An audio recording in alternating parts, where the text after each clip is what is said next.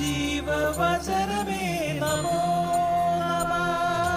വചനദീപ്തിയിൽ തവഹിതം പോൽ ദൈവരാജ്യം പണിതിടുന്നേ, വിശ്വമഖിലം തവ മഹത്വം ദർശിപ്പതിന്ന ദൈവമഹത്വത്തിലേക്ക്. കർത്താവായ ഈശോയിൽ പ്രിയ സഹോദരങ്ങളെ, ദൈവമഹത്വത്തിലേക്ക് നിങ്ങൾക്ക് സ്വാഗതം. കർത്താവ് എല്ലാവർക്കും നല്ലവനാണ്. തൻ്റെ സർവ സൃഷ്ടിയുടെയും മേൽ അവിടുന്ന് കരുണ ചൊരിയുന്നു. സങ്കീർത്തനം 145:9.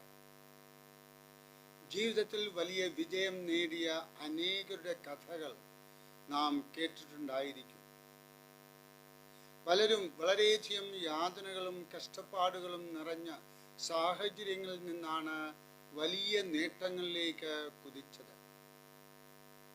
എങ്ങനെയാണ് വിജയത്തിൻ്റെ പടികൾ കയറാൻ കഴിഞ്ഞത് എന്ന് ചോദിച്ചാൽ മിക്കവരുടെയും മറുപടി ഒന്ന് തന്നെയാണ്: ഒരിക്കലും പിന്തിരിയാതെ തങ്ങളുടെ ലക്ഷ്യം മാത്രം മുമ്പിൽ കണ്ടുകൊണ്ട് മുന്നേറി. ഇന്നത്തെ വചനധ്യാനം യേശുവിൻ്റെ പിന്നാലെ പോകുന്ന പത്രോസിനെ കുറിച്ചാണ്. യേശു പത്രോസിനെ വലിയ ദൗത്യങ്ങൾ ഏൽപ്പിച്ച ശേഷം തന്നെ അനുഗമിക്കാൻ ആവശ്യപ്പെടുന്നു.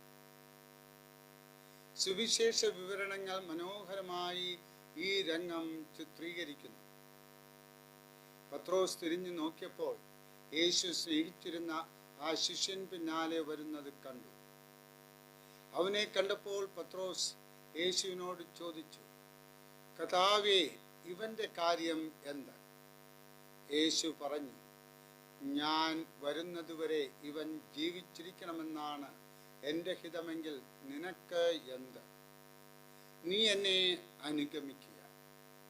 യോഹന്നാൻ 21:20-22 വരെ. പത്രോസിനോട് യേശു പറയുന്ന വാക്കുകൾ കഠിനമെന്ന് നമുക്ക് തോന്നാം.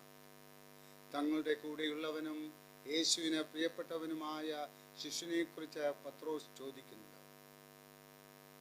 അത് പത്രോസിന്റെ കാര്യമല്ലെന്നും പിന്തിരിഞ്ഞു നോക്കി സ്വന്തം ബന്ധങ്ങളുടെ പരിമിതികളിൽ ശ്രദ്ധ തിരിയാതെ യേശുവിനെ മാത്രം നോക്കി പിന്നാലെ പോകാനും യേശു പത്രോസിനെ ഓർമ്മപ്പെടുത്തുന്നു.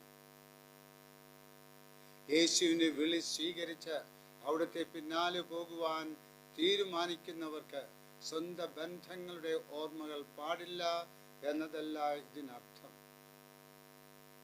വലിയ ഉത്തരവാദിത്വങ്ങൾ ഏൽപ്പിക്കുന്നവർ മറ്റെല്ലാ കാര്യങ്ങളും യേശുവിനെ ഏൽപ്പിച്ച് തൻ്റെ ദൗത്യത്തിൽ മാത്രം ശ്രദ്ധ പതിപ്പിച്ച് അവിടുത്തെ പിന്നാലെ പോകണം എന്നതാണ് കർത്താവ് ആഗ്രഹിക്കുന്നത്. ബാക്കി കാര്യങ്ങൾ കർത്താവ് തന്നെ ക്രമപ്പെടുത്തിക്കൊള്ളും. പിന്തിരിഞ്ഞു നോക്കുന്നവർക്ക് ഏകാഗ്രതയോടെ കർത്താവിൻ്റെ പിന്നാലെ പോകാൻ കഴിയില്ല. നമ്മുടെ ദൃഷ്ടികളും മുമ്പോട്ട് മാത്രമായിരിക്കട്ടെ. മുമ്പേ പോകുന്ന യേശുവിൻ്റെ പിന്നാലെ ചേർന്ന് നടക്കുന്നതാണ് വിജയമന്ത്രം.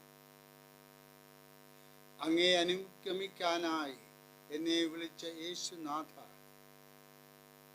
അങ്ങേ മാത്രം ഹൃദയത്തിൽ ധ്യാനിച്ചുകൊണ്ട് ആത്മാർത്ഥമായി അനുഗമിക്കാൻ എനിക്ക് കൃപ തരണമേ. പരിശുദ്ധ അമ്മേ, IMS അമ്മേ, അങ്ങയുടെ അനുഗ്രഹം എൻ്റെ ജീവിതത്തിൽ എപ്പോഴും ഉണ്ടായിരിക്കട്ടെ. ആമേൻ. ദൈവമഹത്വത്തിലേക്ക്.